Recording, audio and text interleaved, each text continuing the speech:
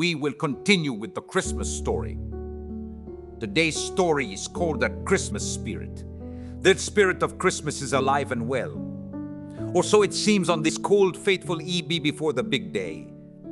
Shoppers scurried about trying to finish last-minute holiday shopping, except for one nice but lonely young woman. Darla sat isolated, bundled up, on the park bench waiting for the next bus. She was a gentle and kind-hearted woman with an honest and generous spirit. With only a few dollars to spend, she had no luck trying to find a suitable and affordable gift for a 7-year-old daughter, Amy. Just an hour left before the stores closed for Christmas Eve, she thought, looking at her watch. As darkness descended upon the day, street lamps and light from nearby stores strained to illuminate the cold evening. An older man wearing a heavy coat and carrying 2 large shopping bags approached and sat down on the bench. "Getting cold," he said, as he looked in Darla's direction. "Yeah, getting dark too." "Looks like you've been shopping," she said, glancing at the 2 almost filled red shopping bags.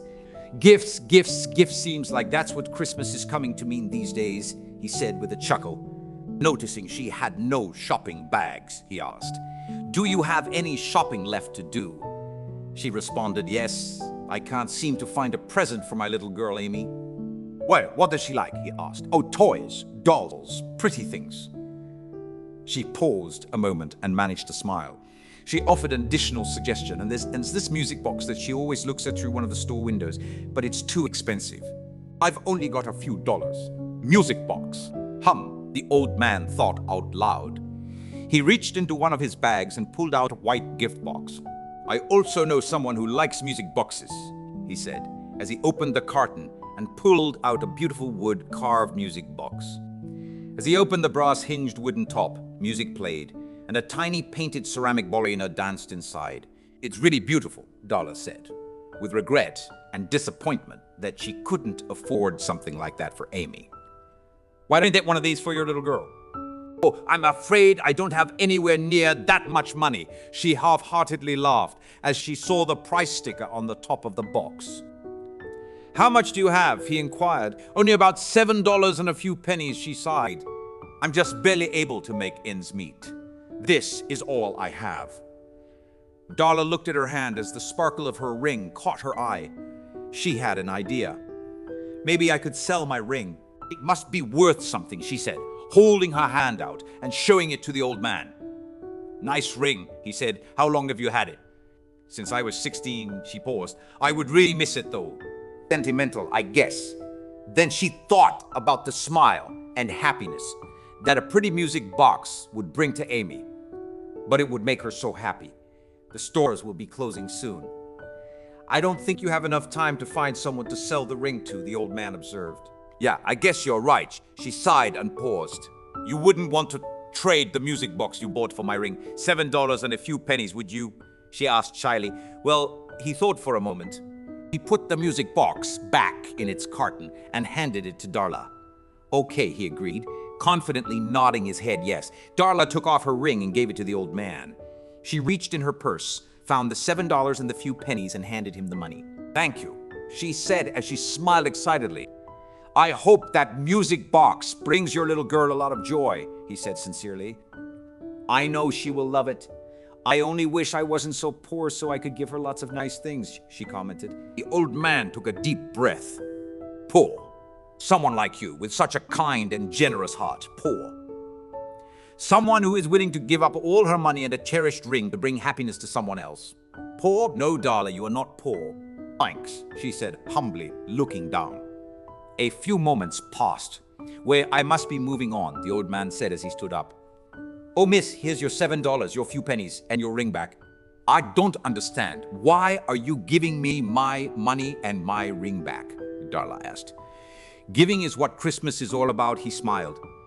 "Merry Christmas," the stranger said as he turned and quickly walked away into the night's darkness. Darla paused a moment to reflect and then smiled, realizing it was going to be a good Christmas after all.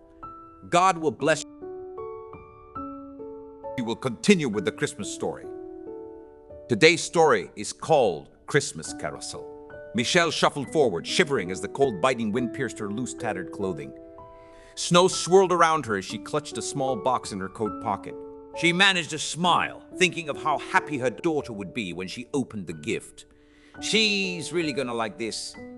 Her thought was interrupted as a rescue van passed, siren blaring and lights flashing, sliding to a stop a block away. Goodness, it stopped in front of my apartment building. Her heart raced as she quickened her pace and joined a group of people watching on the sidewalk. Paramedics worked feverishly on a young girl lying motionless on the cold, dark street. "What happened?" she asked, putting her hand to her mouth. "The little girl was hit by a car," a bystander said. "Oh, how awful," she sympathized. "And on Christmas Eve." "Mommy," a voice called from behind. "Becky," she replied as her young daughter raced for a hug. "Mommy, is that little girl gonna be okay?" Don't know, honey." "I hope so," Michelle answered worriedly. The little girl was carefully moved onto a stretcher and then placed into the rescue van. The doors closed and the van sped away. "Come on, Becky, let's get out of this cold," Michelle said. They retreated to the relative warmth of their sparse, small one-room apartment. "Why don't you go and put the paper ornaments we made on the tree while I fix dinner?" Michelle suggested. Becky proceeded to put the homemade ornaments on the small green Christmas tree. A few minutes later, they sat down at the kitchen table and stared at the small portion of ham, mashed potatoes, and green beans. "Mommy, I'm not hungry," Becky said in a subdued voice. "Why not?" Michelle questioned. "Because I keep thinking about that little girl, Mommy." "I'm not hungry either," Michelle agreed. "Why don't we sing Christmas songs?" They struggled to sing Jingle Bells. "Jingle bells, jingle bells, jingle bells," sighed. They started and then stopped. "I'm just not into this," Michelle stated. "I keep thinking about that little girl." "Me too, Mommy." Complete silence blanketed the room. "I have an idea," Michelle blurted out. "I got a present for you." She walked to the closet to get her gift for Becky, she requested as she smiled. She unboxed the gift and set it in front of Becky. "Open your eyes," Michelle happily commanded. Becky looked and smiled as she saw a beautiful miniature carousel sporting brightly colored horses and playing soft-spoken music. She took the gift into her hands and marveled at it. "Thanks, Mommy," she beamed. A brief happiness soon passed as sadness returned. "Honey, what's wrong?" Michelle asked. She frowned. "Mommy, what if that little girl is hurt bad?" "It makes me sad too," Michelle said empathetically. Becky looked up at her mother. "Mommy, let's go to the hospital and see if she's okay." "Please, Mommy," Becky continued. Michelle thought a moment. "It's cold and windy and we'd have quite a walk. And I'm not sure she was taken to the hospital down the street." Not having a phone, Michelle realized, it was either go to the hospital or worry. "Put your coat on and we'll go see," Michelle decided. They began their journey down the cold, deserted street. Becky clutched the carousel in her gloved hands.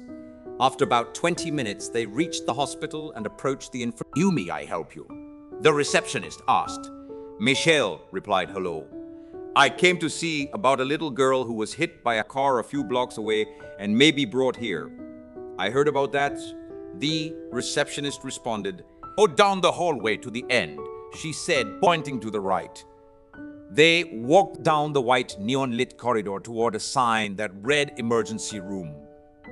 She approached a tall, thin man in a... "Excuse me, sir. I was looking for a little girl who was maybe brought here tonight. She was hit by a car." "Yeah," the man replied. "A little girl named Lisa. Came in a while back. In pretty bad shape, though. She's upstairs for tests and x-rays." "Do you know how she is?" Michelle inquired. "Nope." "Are you family or friends of hers?" "No," Michelle sighed, just wondering how she's doing. "We've been trying to contact her parents or a family member," he added. "Someone told us that both parents are in Europe for the holidays." "Too bad," Michelle reflected. Becky tugged on her mother's coat. "Mommy, can we see her and wish her a Merry Christmas?" Michelle looked at the white-coated man. "Could we see her?" He thought a moment. "Why don't you go to the waiting room? I'm the emergency room doctor tonight, and when I get a moment, I will see what I can do." As they sat in the almost empty waiting room, Becky took the carousel out of her coat pocket. She wound it up again and the soft, soothing music seemed to be a blessing to the somber silence before them. After nearly an hour, the doctor in the white coat returned.